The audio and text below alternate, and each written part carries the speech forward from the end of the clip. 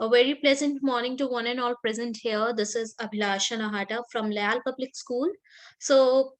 Students, today we all are going to continue our chapter number 8 from your history textbook. The name of the chapter is Women, Caste and Reform.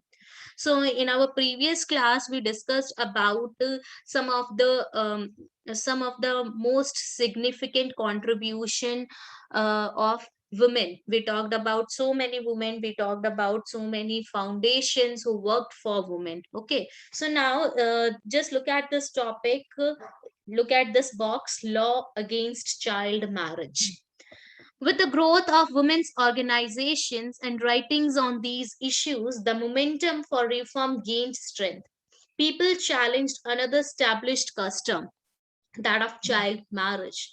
There were a number of Indian legislators in the Central Legislative Assembly who fought to make a law preventing child marriage. In 1929, the Child Marriage Restraint Act was passed without the kind of bitter debates and struggles that earlier laws had seen. According to the Act, no man below the age of 18 and women below the age of 16 could marry. Subsequently, these limits were raised to 21 for men and 18 for women. So, as we have seen so many reformation in basically in the Indian society, especially for the women. So now एक और जो important challenge उस time पे society face कर रहा था, even in today's date also, in today's era also we are seeing this problem of child marriage. तो उसके लिए ये जो कस्टम था, चाइल्ड मैरिज का कस्टम था, इसके लिए बहुत सारे लोगों ने जो है स्टेप उठाया. Just look at this figure given here. This is the figure जहाँ पे देखो एक छोटी सी लड़की है, उसकी शादी एक कितने बड़े लाइक उसकी एज से काफी बड़ा है ये इंसान, उससे शादी हुई है.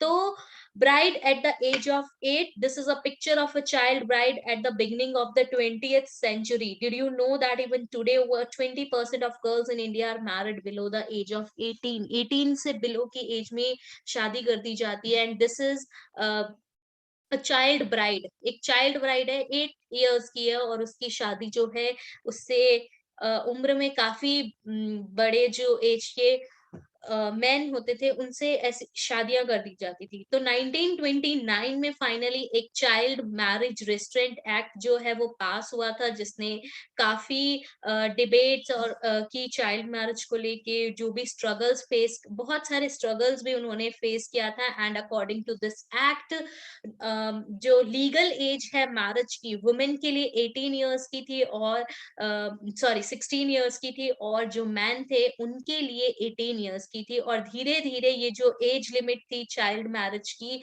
ये सॉरी नॉट चाइल्ड मैरिज, ये जो एज थी वो 21, मेन के लिए 21 हो चुकी थी और वुमेन के लिए 18 हो गई थी. Okay.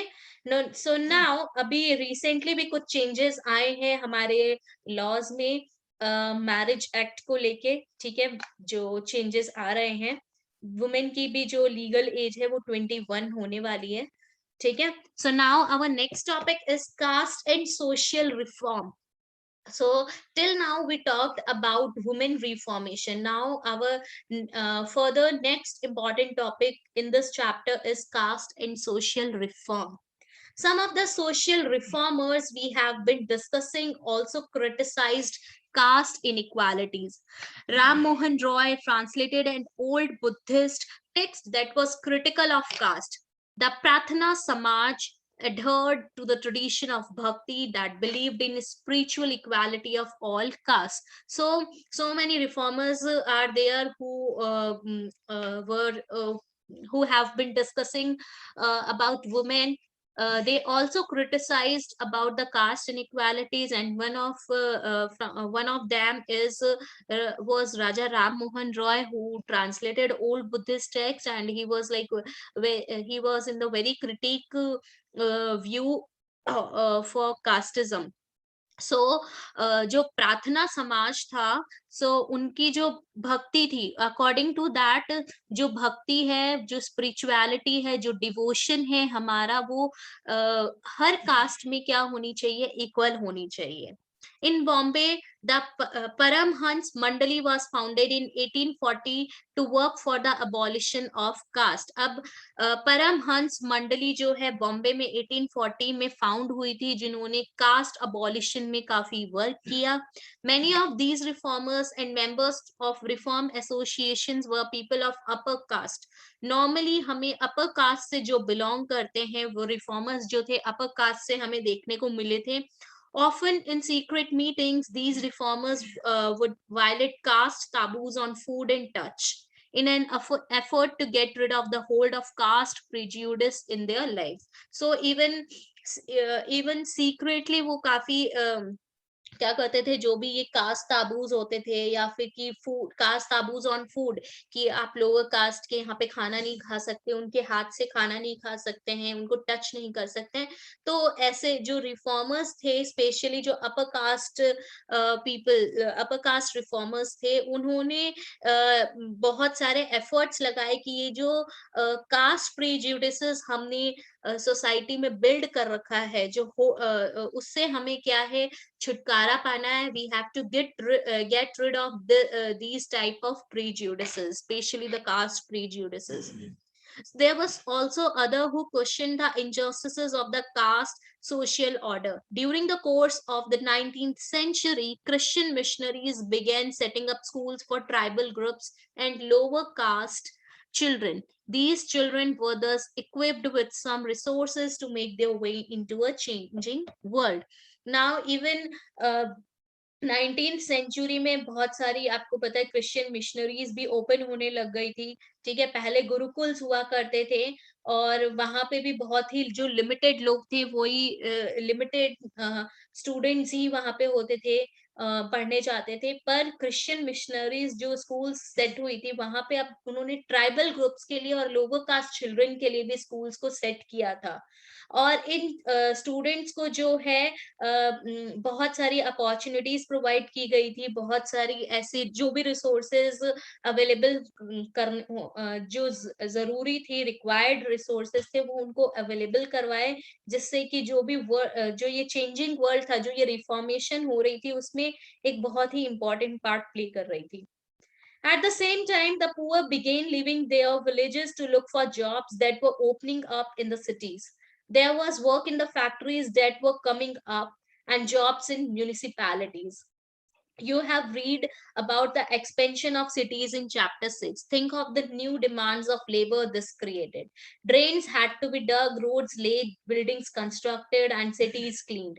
So now, like obviously जो 19th सेंचुरी का एंड था और 20th सेंचुरी के बिगिनिंग में काफी डेवलपमेंट हमें देखने को मिला था, बहुत सारी माइग्रेशंस देखने को मिली थी. लोग जो है एक जगह से दूसरी जगह मूव कर रहे थे, माइग्रेट कर रहे थे. So many people were looking for jobs. Even अब यहाँ पे आप इंडिगो कल्टीवेटर्स से भी वो कीजिए कि कैसे इंडिगो कल्टीवेशन के अगेंस्ट में थे और फिर बहुत सारे लोग उस चीज का जो कल्टीवेशन है नहीं कर पा रहे थे, अब दूसरी जॉब्स के लिए वो मूव कर रहे थे.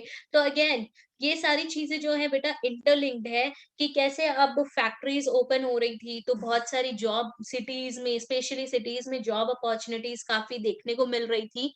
और अब डेवलपमेंट्स हो रहे थे, रोड्स बिल्ड हो रहे थे, बिल्डिंग्स बन कंस्ट्रक्ट हो रहे थे, सिटीज को अब क्लीन किया जा रहा था. तो अब वहां पे उसके लिए लेबर्स तो चाहिए थे. तो वहां पे जो ये स्पेशली ट्राइबल्स और ये जो लोअर कास्ट पीपल थे, उनको हायर किया जाता था. This required coolies, diggers, carriers, bricklayers, sewage cleaners, sweepers, palanquin bearers, rickshaw pullers, etcetera. So ये सारा जो लेबर है, ठीक है, अब बहुत सारे लोगों की रिक्वायरमेंट थी. इवन कुछ लोगों को कूली, अब रेलवेज की डेवलपमेंट हो गई थी, तो कूलीज की रिक्वायरमेंट थी. इवन डिगर्स, ठीक है, अब वेल्स वगैरह जो डिग करते हैं, या फिर जहाँ पे भी डिगिंग वर्क था वहां पे, या माइनर्स थे, उनकी रिक्वायरमेंट थी, सीवेज क्लीनर्स की रिक्वायरमेंट थी, पैलेंक्विन, पैलेंक्विन क्या होता है, जो डोली होती है ना, उसको बोला जाता है। बहुत सारे लोगों, पैलेंक्विन बियरर्स की जरूरत थी, रिक्शा पुलर्स की जरूरत थी। अगर if you ever visited Bengal, और या फिर कभी कोई मूवी में देखा होगा, वहां पे जो रिक्शा पुलिंग है वो एज अ हैंड पुलिंग भी होता है। तो आज के टाइम पे तो इतना नहीं है, पहले के टाइम पे हैंड पुलिंग रिक्शास बहुत ज्यादा हुआ करते थे। तो ये सारे, इन सब की जो है बहुत ज्यादा रिक्वायरमेंट होने लग गई थी। अब क्वेश्चन अराइज होता है, where did this labour come from, ये जो लेबर है आएगा कहाँ से? The poor from the villages and small towns, many of them from low caste, began moving to the cities where there was a new demand for labor. Some also went to work in plantations in Assam, Mauritius, Trinidad and Indonesia. हमें पता है Sri Lanka move किए थे बहुत सारे लोग, Indonesia, जहाँ पे भी प्लांटेशन स्टेब्लिश्ड हो रही थी। इवन कुछ जो लोग थे वो साउथ अफ्रीका में भी क्या कर रहे थे, मूव कर रहे थे। तो असम में टी प्लांटेशन स्टार्ट हुआ था। तो अब इंटर लिंक कीजिए कि कैसे लोग जो है माइग्रेट हो रहे थे, एक जगह से दूसरी जगह माइग्रेट हो रहे थे, plantation as a plantation worker काम कर रहे थे। तो ये सारे जो लेबर्स थे वो पुअर्स थे विलेजेस से, या फिर जो लोअर कास्ट पीपल थे, लोअर कास्ट जो सिटीजन्स थे, पीपल थे, वो थे। But the poor, the people from low caste, saw this as an opportunity to get away from the oppressive hold that upper caste landowners exercised over their lives and the daily humiliation they suffered. अब जो as a worker ये migrate तो हो रहे थे कि हमें tea plantation में जाने का मौका मिल रहा है, वहां पे वर्क करने का मौका मिल रहा है, क्योंकि बहुत सारे स्वीडिश स्वीडिश इन्वेस्टर्स आए थे जो प्लांटेशन इंडिया में एज अ प्लांटेशन को उन्होंने एक बहुत बड़ी अपॉर्चुनिटी देखी। तो अब उन्हें कास्ट से कोई मतलब नहीं था। तो अब बहुत सारे जो लोग हैं, जो लोअर कास्ट लोग थे स्पेशली, उनको ये एक बहुत बड़ा अपॉर्चुनिटी दिखा कि ये जितना भी अपर कास्ट हम पे ऑप्रेसिव रूल करते हैं, इससे हम जो है हमें छुटकारा मिल सकता है, हम अपनी लाइफ जो है अब अच्छे से जी सकते हैं। ये जो रोज रोज का जो टॉर्चर होता था, ह्यूमिलिएशन होता था, या फिर इंसल्टिंग लाइफ थी, उससे हम क्या है, we can get away from all these things. Okay, now just look at this figure here, a coolie ship, 19th century. This coolie ship named John Allen carried many Indian laborers to Mauritius, where they did a variety of forms of hard labor. Most of these laborers were from low caste. अब coolie ship है ये, ठीक है, Mauritius जा रही थी, वहां पे बहुत सारे लोगों को इस शिप में लेके जा रहे थे। For what purpose? वहां पे एज अ प्लांटेशन या फिर एज अ लेबरर, उनको एज अ लेबरर वो वहां पे काम करने के लिए जा रहे थे।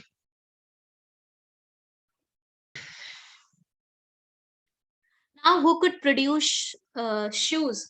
Leather workers have been traditionally held in contempt since they work with dead animals, which are seen as dirty and polluting. During the First World War, however, there was a huge demand for shoes for the armies. Caste prejudice against leather work meant that only the traditional leather workers and shoemakers were ready to supply army shoes. So they could ask for high prices and gain impressive profits. अब traditionally कि जो leather workers थे, वो obviously leather हमें animal से ही मिलता है। तो लेदर वर्कर्स डेड एनिमल्स के साथ डेड एनिमल्स पे काम करते थे, तो उनको बहुत ज्यादा डर्टी और पोल्यूटिंग माना जाता था। एंड फर्स्ट वर्ल्ड वॉर के टाइम पे आर्मी को शूज के लिए वो लेदर शूज की जरूरत होती थी। एंड कास्ट प्रीजुडिस भी काफी था कि अब लोग शूज वगैरह मेंट करना पसंद नहीं करते थे। तो at that time leather workers, जो ट्रेडिशनल लेदर वर्कर्स हैं और शू मेकर्स थे, वो आर्मी को शूज सप्लाई करने के लिए रेडी थे, बट दे चार्ज, उन्होंने बहुत ज्यादा हाई प्राइसेस जो है उस चीज के लिए चार्ज की थी। ये जो फिगर हम देख रहे हैं, Madigas making shoes, 19th century Andhra Pradesh. Madigas were an important untouchable caste of present day Andhra Pradesh.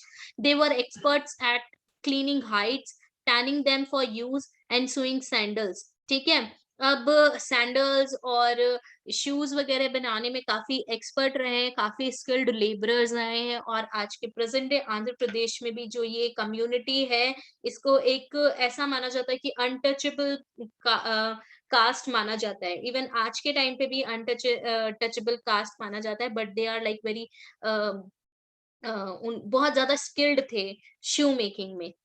There were other jobs too. The army, for instance, offered opportunities. A number of Mahar people who were regarded as untouchables found jobs in Mahar regiment.